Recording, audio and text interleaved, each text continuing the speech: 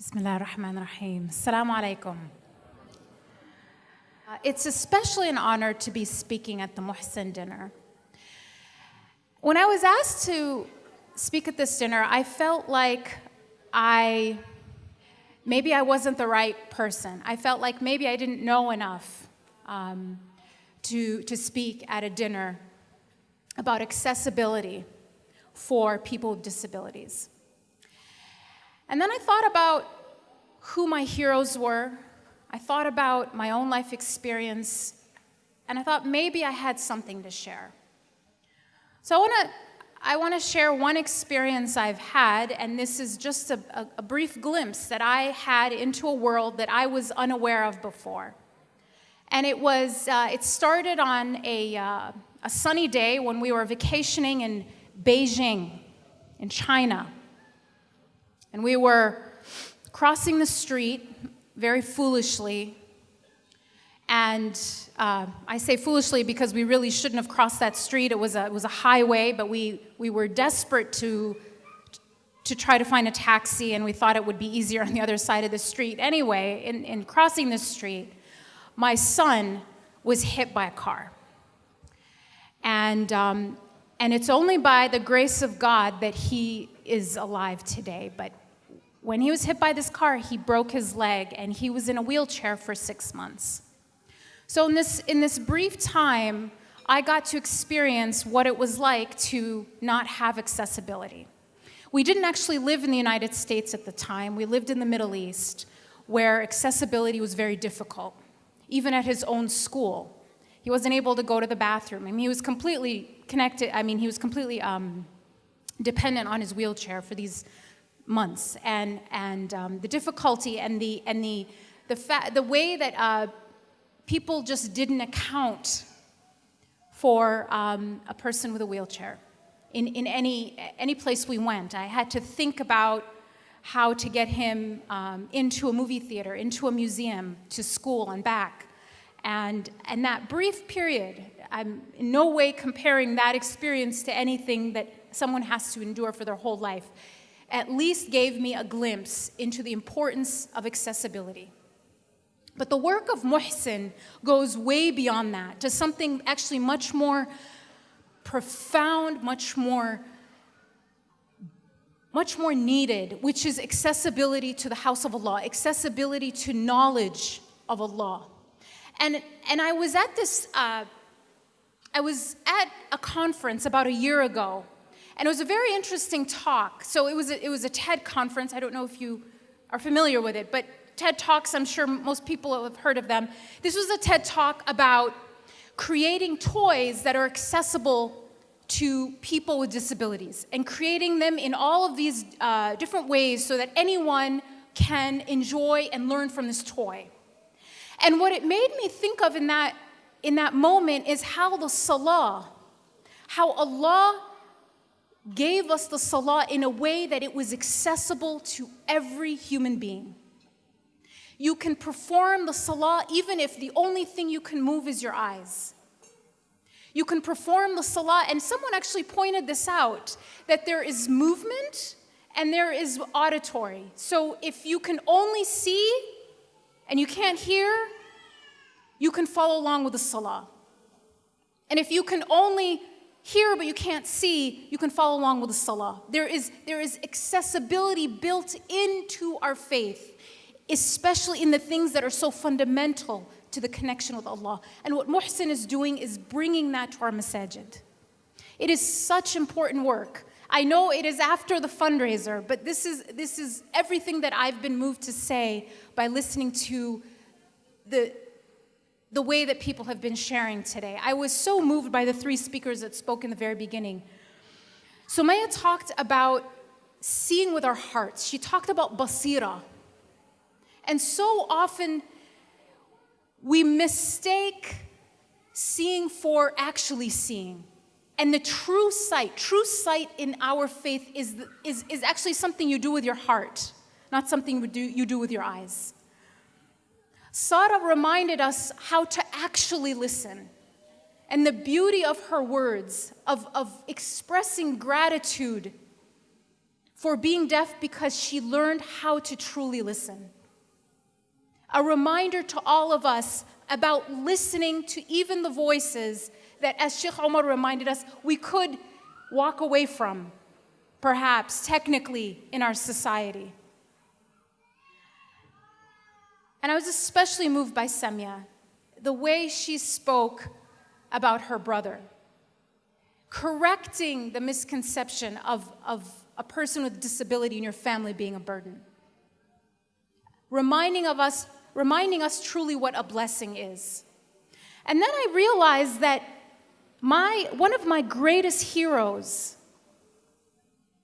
a man that we buried last year, a man that I had the honor of speaking at his funeral, someone that has inspired millions and billions of people around the world, that has inspired generations, the greatest of all time, Muhammad Ali, was a man with a disability.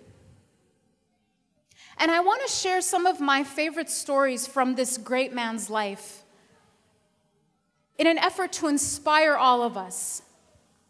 You know, when he was growing up, his greatest, from a very young age, sometimes 12, 13, 14 years old, his greatest dream was to become the heavyweight champion of the world. He set his goal at such a young age to do this. He said he's going to go to the Olympics, he's going to win the gold medal, and then he's going to be the heavyweight champion of the world. This is what he's been saying since he was a child. And he did exactly that. He went and he got the gold medal. And then when he was going to fight for the heavyweight champion of the world, the heavyweight championship of the world, the media was not even discussing if he would win or lose, but simply lose by how much. The bets were he was going to lose, in terms of the odds, when all of these things have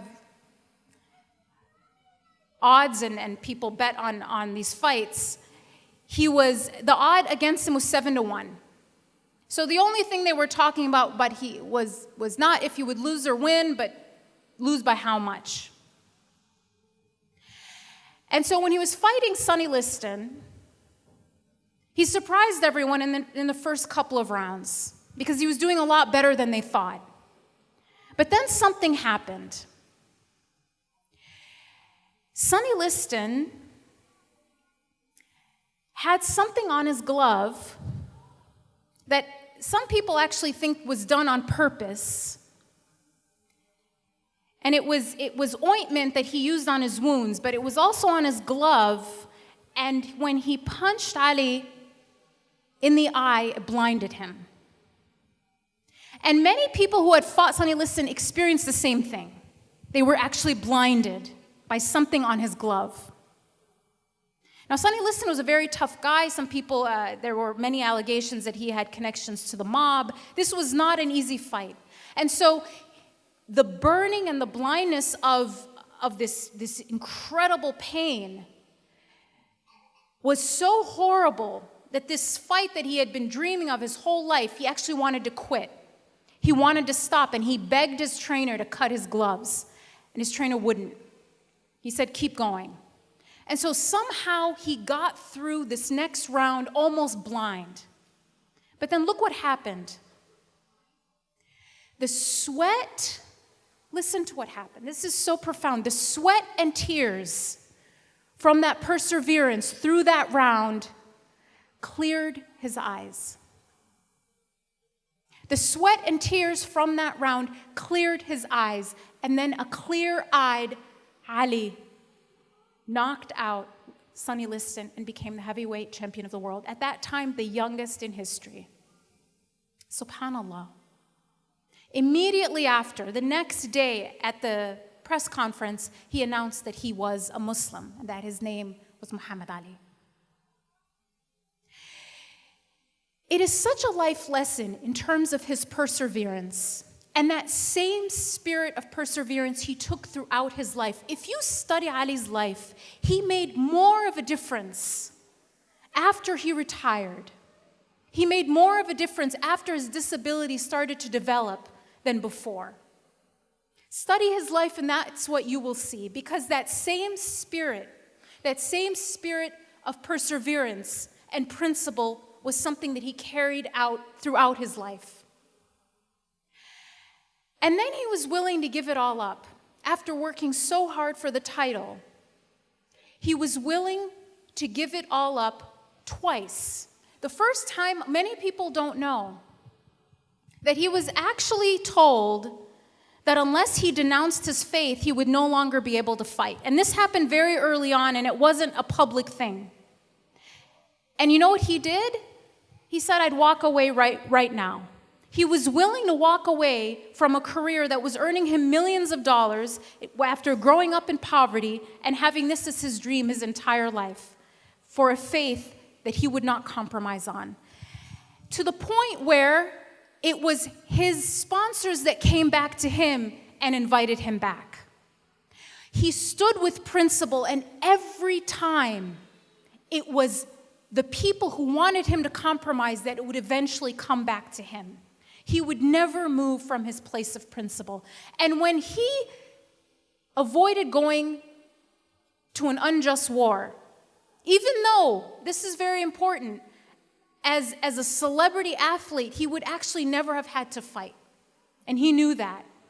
It was the principle of engaging in a war that he fundamentally disagreed with. So he avoided going to war and paid the ultimate price of losing his title and losing his license to fight.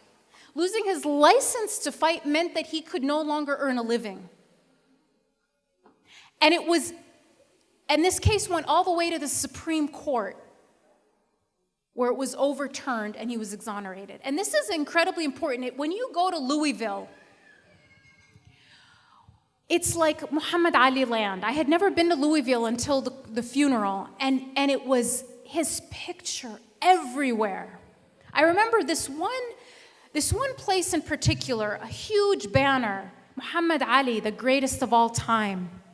And I did some research on this club that this banner was on, and it was a club that had been sued for racial discrimination. It was a club that he would not have actually been allowed into, but now was honoring him. Louisville had actually voted during this period to strip him of his, quote, Louisville citizenship, which makes no sense. But the city council had actually done that. And on that day, they were honoring him as their greatest citizen. Because he never changed. His principle was set, but people then changed to come back to where he was. And that's exactly the spirit he took until the day he died. And I want to close by saying this. Sheikh Omar mentioned that our example was a rahmah to all the world. This idea of being a compassion, an act of mercy to all the world is something that if we claim to follow the Prophet, alayhi salatu wassalam, have to make our personal mission. How can each one of us truly be a shining light of compassion to all the worlds? This is our calling. This is our responsibility, if it is true that we consider the Prophet ﷺ our example. How can we extend our compassion footprint? How can we be a light of compassion to everyone we connect to? And I'll close by saying that this organization gives us an opportunity to make an investment that allows this light to shine in so many different ways. This organization gives accessibility to the house of Allah, to the programs that teach people about Allah and His Prophet. This organization allows us to support and to live this value of being a rahmah to all the worlds. Thank you.